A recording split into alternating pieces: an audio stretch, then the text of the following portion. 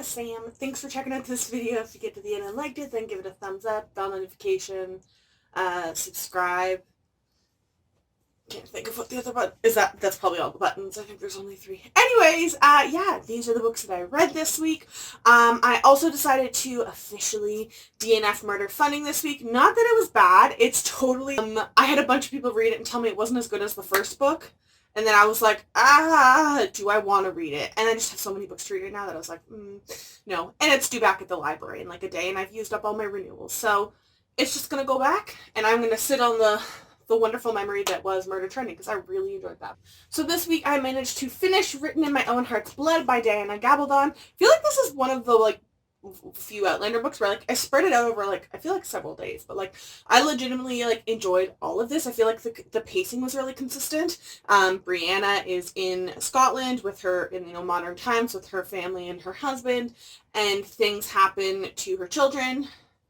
So, time travel and such is being investigated locally, and she can't really trust everyone locally. And then we're back in, the past, around the Revolutionary time in England, or in America, and we're dealing with Jamie, his family, the ones they just found out that he was the family of, and all of his kids and his foster kids and everything have grown up, and they're having families of their own, and they're intertwining, and there's a lot of things coming up right now that are, through these relationships of intermarrying between Indigenous people and non-Indigenous people, and intermarrying between different religions, and loyalists versus patriots, and just kind of a very chaotic time period, as is clearly portrayed in here. But I still love Jamie and Claire so much. Yeah, I think of all the series, this is probably in the upper half of my favorites. I know some of the books have these long lulls, but I didn't feel that in this one. There's a lot of gasps and twists and turns. Probably my 3rd or 4th favorite of the series. I think this is the 8th total, and I still have the short novella, or the bound up short stories to get through, the 7 Fallen Stones or something like that. And then we are waiting on Go Tell the Bees I Am Gone, which I think is supposed to come out in 2021. There's no official date, but I'm guessing that's when it's going to come. So yeah. Then I read The Fate of the Tearling by Erica Johansson. This is the 3rd and final book in the Tearling series. Everyone told me that they absolutely detested this book, and so I was like, oh, do I want to read it? And I feel like it was kind of interesting, because my issue with The Invasion of the Tearling, which was the 2nd book, if you remember, was I felt like I cared more about the origin stories than Kelsey's current time period issues. This book was very weird, and the ending was just, it wasn't whoa, it was what? What?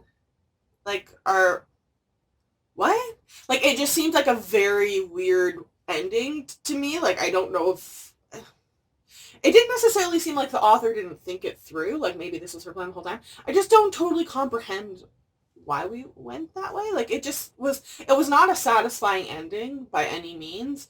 And I feel like it was kind of the same thing of, I cared more about the origin stories than the present day. And but I did think it was quite interesting that the origin stories of them settling and creating the Tearling colony and everything like that, I'm looking at oh look, they're having all the same problems we're having in our current day.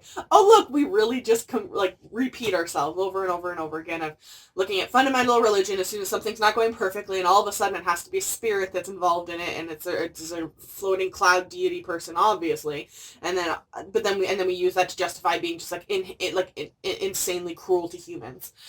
So I thought that was quite interesting. It was good really until the last 3rd or so, and then I went, what should I bother finishing this? So I'm curious to know if the author's writing a 4th and a 5th book set in the Tearling. I don't quite know where you go with a spin-off or whatever it's going to be.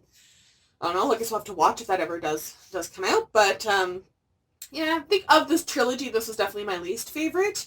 The series peaks at the first one and then goes kind of just gradually down. But that being said, I still I feel like it would have bugged me if I hadn't finished the trilogy. So I'm glad I did that. And so I think I ended up giving it a 3 out of 5 stars in the end. Then I read In the Shadow of Blackbirds by Kat Winters. This was gifted to me by my friend Melanie last Christmas, I think it was, and she's been kind of poking me nonstop to read it, and I was like, Cat Winters is a very October Halloween-y read, so this was this month. This is set in the United States, in San Francisco, right when like the Spanish flu like kind of seems, that sort of situation where there's like a big flu during the like kind of coming off the end of the World War I's almost over. She always just writes like very like dark kind of horror-y elements, but then throws in parts of historical fiction where you're like, oh, okay, it is set in this time period in this geographic area, and then plays with why it's set there. So we have talking about enlistment here, this thing of paranormals, which we all, like I said before, we love as soon as there's like something that we don't know how to cope with as a society, especially war, especially with World War I, when we knew everything, the things we did and didn't know that were happening, and just how much of a shift World War I was in terms of warfare, that we don't know how to deal with it, and then we always want to talk to the dead. And I remember the whole, like, not obviously being there, but listening and reading up on, like, Sir Arthur Conan Doyle trying to, like, oust all these, like, fake people, like, who could foresee things and paranormal spirits, but it wasn't because he didn't believe in them. It's like he wanted to get rid of the fake ones because he wanted the real ones, right? So the main character is sent to live with her aunt in San Francisco after her father is, it seems like he's arrested in order to help people dodge enlistment, and he's on for trial for that. So she's sent to San Francisco right at the peak of the flu, or the fever, whatever we're going to call it. Her aunt is a widow and kind of lives alone and, giving her a bit of comfort and companionship too. So she shows up, and her sort of boyfriend, romantic interest, had also recently, in the last little bit, his family had made a big inheritance and moved to that area from, I think it was Portland, where she's originally from. So she touches base with him again, and, well, tries to, because he has enlisted. And his brother is causing all sorts of issues and problems, which are brought up right at the beginning. It talks a lot about how we didn't know what to do with soldiers who were coming back with, like, shell shock and all of these new diagnoses that all of a sudden we look down at the people when they committed suicide, and like, because we didn't know how to treat these people, we didn't know how to interact with these people, they didn't know what was going on, and then we look down on people for committing suicide and all this sort of stuff. So that was really, really interesting, and it's this whole mystery because she starts seeing, she kind of has like an almost death experience in it, and she starts seeing and has a picture from his brother, because his brother, Steven, her sort of romance guy, his brother is like a paranormal photographer, and all of a sudden he takes a picture of her and his brother's ghost there. So it's this whole like sort of murder mystery, or is he dead? Because maybe he's not, but why is she seeing a ghost? And he's talking in sort of metaphors. Is she going crazy? The ending made me very like, oh, I feel like I did that at the end of Odd and True too. Like, I just felt for the characters. I feel like her female characters are really well crafted as well, because they are set in historical periods. I feel like they have a lot of potential for me to be like, oh my god, stop being boy crazy. But they never end up being like that. They're always very smart and very strong emotional characters, and aware of all of the setup around them historically that it's working against them. So I feel like that's just, I wish she was more popular. This book should be more widely read. It was really, really good.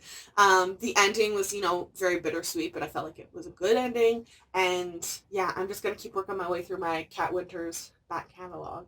And the last book that I read this week, going through my Cat Winters back catalog, was The Raven's Tale. So I've actually now read all of my Cat Winters books, so I have to start accumulating the other, I think she has 2 more books that are out that I haven't read before. So The Raven's Tale is actually an Edgar Allan Poe sort of, not really retelling, but kind of is. So it's set in the I should have written down.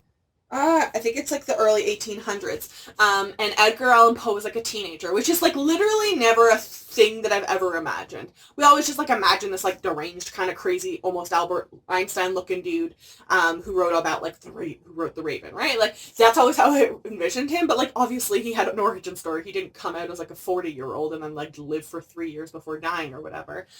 So it was all about his relationship with his father, his foster family, and his foster father, and how that deteriorated and how he got into just local recognition with his writing.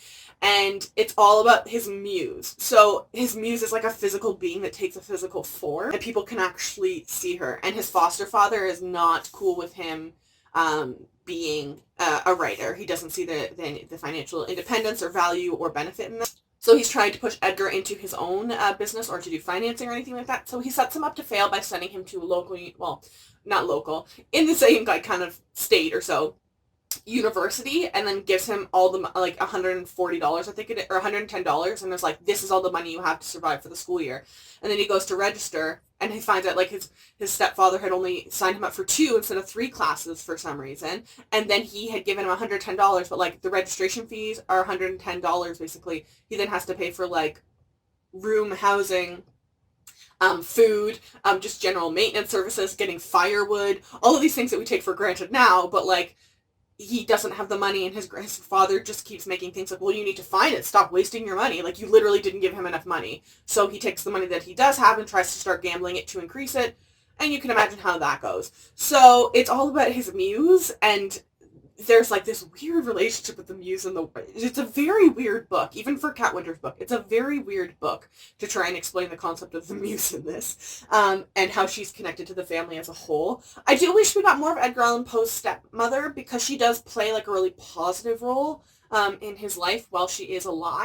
And this book does cut off at like, I feel like kind of a weird time. Like there is in the author's afternote, she kind of explains a little bit of like, this is how his stepmother, passes in the near future. There's just a couple plot points where I was like, maybe we could have added a couple more pages and included that, because I feel like it was a good ending for the muse and good ending, I guess, for Edgar. But I don't know that the relationship with his father and his mother are just such a big role in how he gets to where he does, and just who he is as a person, that I feel like it was a very abrupt cutoff for them. So maybe that could have been changed, or add like a little bit of an epilogue of like, because it explains in the author's note that the Edgar and his stepfather kind of, try and build up a relationship again after the stepmother dies, but it deteriorates quite quickly afterwards.